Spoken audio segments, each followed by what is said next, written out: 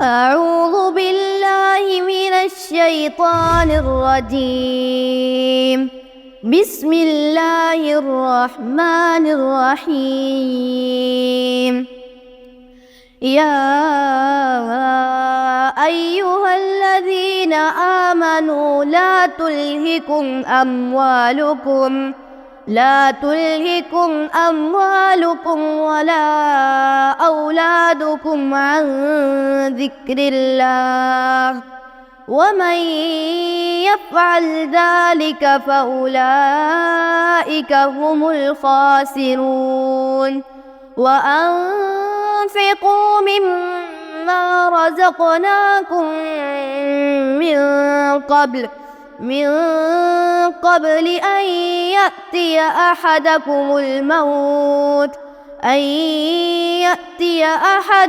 الموت فيقول رب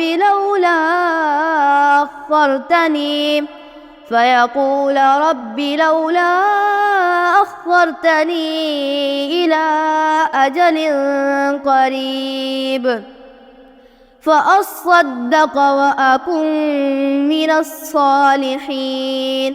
ولن يؤخر الله نفسا إذا جاء أجلها، والله خبير بما تعملون.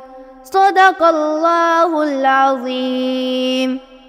कुफ्र और फ़क़र से बचने के लिए कौन सी दुआ पढ़ते हैं? अल्लाहुम्मा इन्नी अऊज़ु बिका मिनल कुफ्रि वल फ़क़्र। तर्जुमा: ऐ अल्लाह, मैं तुझसे कुफ्र और फ़क़्र से पनाह चाहता हूँ। अस्सलामु अलैकुम व रहमतुल्लाहि व बरकातुहू।